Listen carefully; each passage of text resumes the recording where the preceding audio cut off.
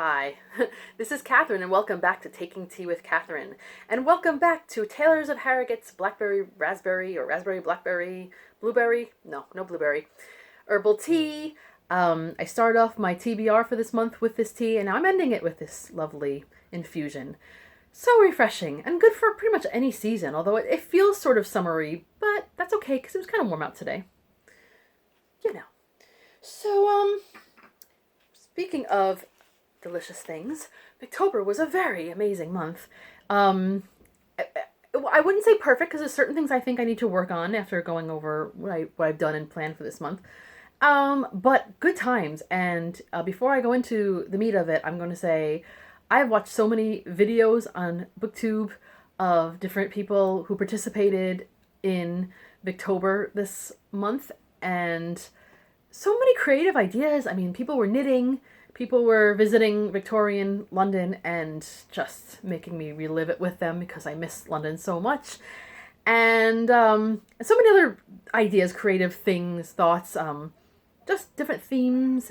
Gives me ideas for next year myself. I think it's great what it brings out in people. So that in itself made it a great month. But, and also I have to say, I'm trying not to follow too much about, how many subscribers do I have? But I have to say, I was sort of when I was thinking about what I'd like to have by the end of this month, I was thinking, because, I'm a new booktuber, only started this year. I thought 300 would be nice. And guess what? I've surpassed 300 already, and I'm so thrilled about that. Thank you guys. Really. One day, I don't know when I will do a particular shout out or whatever those big milestones are. I don't think 300 is quite a milestone yet, although I like it.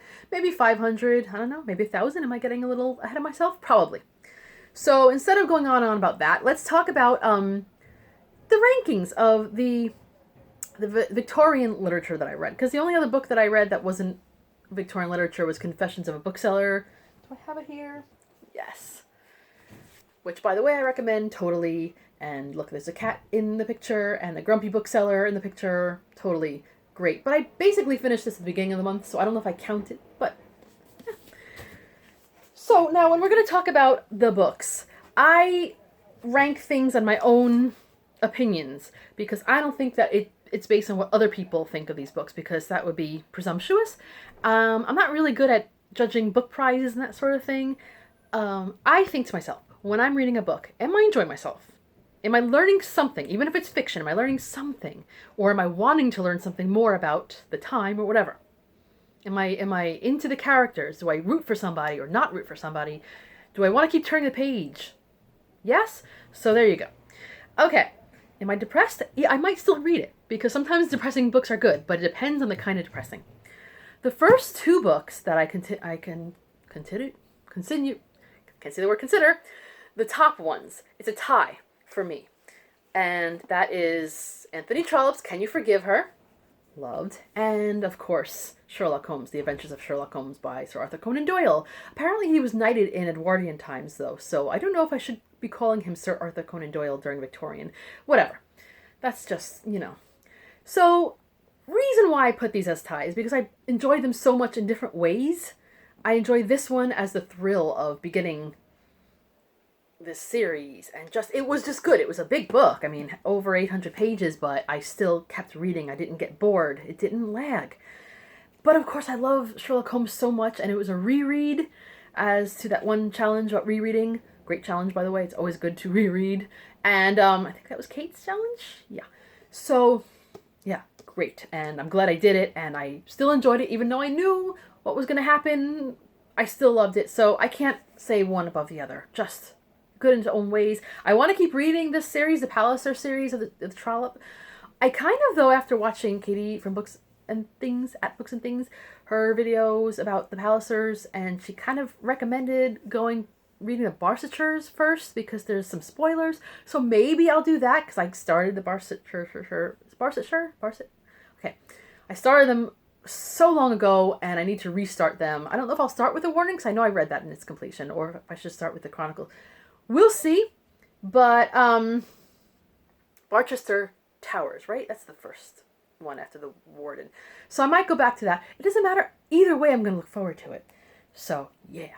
So then the next order is The Importance of Being Earnest by the lovely Oscar Wilde. Great, great play.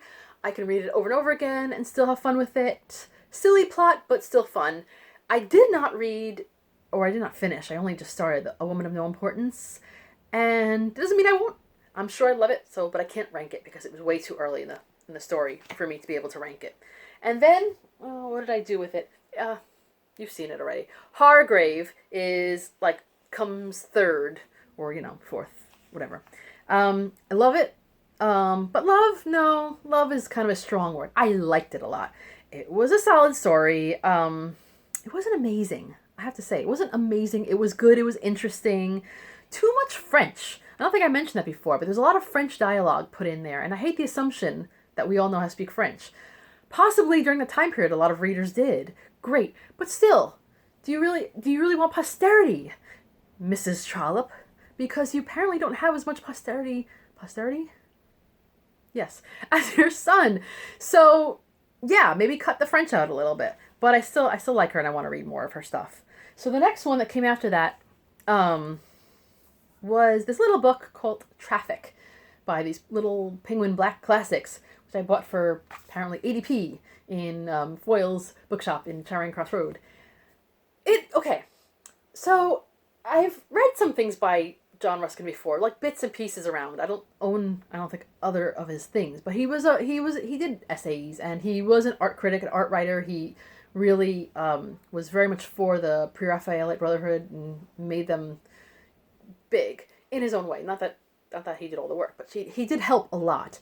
So I will always respect him for that. There's other things he did in his life that I'm not quite respectful of, but I imagine he was interesting enough to talk to. But here's the thing. These are two parts. The first one is a talk to some people, and I think it was Bradford in Northern England. They were making an exchange building, a wool exchange building, and they wanted some advice on what kind of architecture it should be in, what kind of style. And he starts out his talk saying, I don't care. I just don't care. I'm just going to go on and on, like Frasier or something, and talk about God and architecture and civilization and architecture and money and what are you going to do with all your money, blah, blah, blah. Not that any of that stuff is necessarily wrong to think about, but it was just, I don't think that's what they came to hear. I'm interested in how they would have reacted, because we weren't there and there was no recordings, obviously. Did people just like yawn, or were they maybe thinking, oh, this is kind of interesting, I want to hear what he has to say? Who knows? But I did a little bit of research on this exchange, and I think they ended up making it in the Gothic style of architecture. And now that building houses a Waterstones bookshop. So yes, bookshops. I love bookshops. Almost every bookshop. So that's kind of an interesting little side note, in my opinion. But I don't know if they took his advice. But the next story was called, I forgot what it was called already. I read it yesterday, and it's out of my head. The Roots of Honor. And I'm telling you, I was reading it, and it's like, boring. So this book as a whole, I would say 3 stars, because the first bit was still interesting and thoughtful. The second part was really boring, so I would say 3 stars, maybe 2.5 if I'm feeling moody. All right, so, and then the last one in my ranking was The Ordeal of Richard Feverell, because I had to DNF it, and I don't know if I'll ever start it again. There were bits that I liked, but it was an ordeal. So that's my ranking. That's my month. But, so a few notes I took down. I participated in a lot of the challenges. I didn't make all of them, but I think I did as well as possible. I didn't do the candle bit because of my cat. I'm blaming him for everything. But, I don't know. He might have been fine, not knocked over candles, but I haven't lit a candle in his presence yet, and I didn't want to practice it reading. I'm going to have to start off slow and very guarded and not distracted. Yeah. So what did I learn from this month? Well, first of all, I have to say, even though I loved reading Victorian novels, and I will always love reading Victorian novels, I think I need to, first of all, not be as ambitious as I was. Because I picked a lot of stuff, and I really wanted to stick to it, so I was giving myself more pressure than I needed, because who was going to, judge me if I made some changes, really? Or if I only did a few of the challenges, right? I mean, really. And I think I always need to leave a little bit of room for mood reading. Not that I need to do too much of it, but I need to at least have one or two books during a month that is just nothing related to the challenge, or it could be related, but not picked earlier. Which I'm going to do next month for Nonfiction November, because I think I'm that kind of person. I like goals. I like to have some kind of direction in where I'm going, themes, etc. But I also need to sometimes just when the mood strikes me, because I did end up taking some books out of the library that had nothing to do with Victober, and starting them, and I'm enjoying them quite a lot. So I need balance in my life. Yes, and pacing. Pacing is so important. I think in the year to come, I really want to read more Victorian literature. As you know, maybe not as much as I do in Victober, and I think next year I still want to try Victober again, and go with the goals and just not kick myself, But I think I need to read more of it, as well as other classics too. French, Russian, War and Peace. I'm still inching forward in that one. Other classics of other places, etc. American classics too. Canadian classics. Why not? So and I will. I do plan to read I think Dombey and Son in December. I think. Yeah, my sister and I think we plan to do that. We'll see if it works out. I think that I do a better job of reading Victorian and classical literature when I'm reading it regularly, because when I read a little bit at once in a while and then suddenly I totally immerse myself, even though it's good, it's a little overwhelming. And so if I keep a steady diet of Victorian literature, I think that it'll like form in my head. It'll make more sense, if that makes sense. I mean, I do understand it. It's not like I don't understand Victorian literature. It's the pace and the way it works. Sometimes it does go on a bit, like I do, but it's nicer to be used to it, as it were. So, and the same thing, people say that about nonfiction, because I read a lot of nonfiction. This month is one of the few months I barely read anything nonfiction. I did start something though, but I feel like a lot of people say, because I watch a lot of nonfiction November TBRs, and some people say they don't really read a lot of it and they have to get used to it, and they think they will, and that's good. But when you do read nonfiction, for instance, regularly, you get used to it. Your brain is attuned to it. And the same thing with Victorian and classic literature. You have to kind of keep going with it. You can't just throw it yourself all at once, And that's okay. I like this kind of assessment for myself. Only thing I not regret, because I could not do everything. I couldn't do everything this month. And I did more than I thought as far as other things. I did an afternoon tea, which I hadn't expected. But I feel not regretful. That's horrible. Regretful, like it's so, oh my goodness, devastating. But I feel sad that I didn't read any Dickens, and I haven't read, or I should say I haven't finished any Dickens in quite some time. I haven't finished a Bronte in a while. I had started The Tenant of Wildfell Hall, and I really should have just picked that for Victober, because I already read like over 100 pages and I liked it, and I didn't DNF. Sometimes you just stop for a little bit and you'll continue later. That's what I did, and I need to finish it. And I'm planning to do at least one or two videos about all the books I haven't completed in recent years and that I want to complete. This is not like I gave up on it. Not like the George Meredith, where I feel like one day maybe I'll get back to it, but I really have no desperate, desire to do so. Whereas the Anne Bronte and some Dickens that I've read quite a few Dickens books, but still, the fact that I have started a couple of them over the past 5 years, and I don't think I finished a Dickens book in the past 5 years, and that's, yeah, we gotta get back on the horse there. And Gaskell, I love Elizabeth Gaskell. I love Wives and Daughters. I love Cranford. I actually haven't read North and South, and I feel sad that I haven't done that. But not desperately sad. These are things I can look forward to. Also, I'm not really regretting Thomas Hardy. I'm not in the mood for him right now. I heard a lot of people talking about other writers like Mary Elizabeth Braddon and Margaret Oliphant, and they sound really good, and I want to start some of their stuff. I don't have any of their stuff, and I don't intend to go shopping right now for any. But I'm thinking maybe for next October, I might just, I heard so many good things. I might stick one of them in there. Possibly. There were a few other writers that I heard that I forgot that I'd read, like George Gissing, The Odd Women. I'd read that within the past 7 years. I don't know.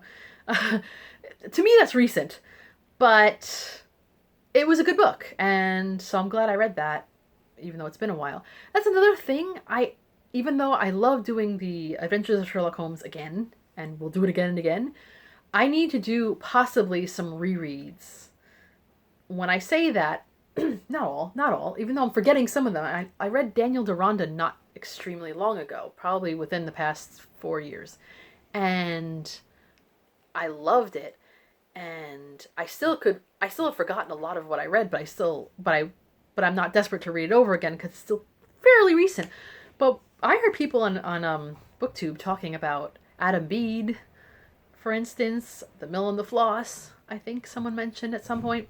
And I remember reading both them my senior year in high school. And I do think someone or one or two people drowned in one of those books. I hope that's not a spoiler.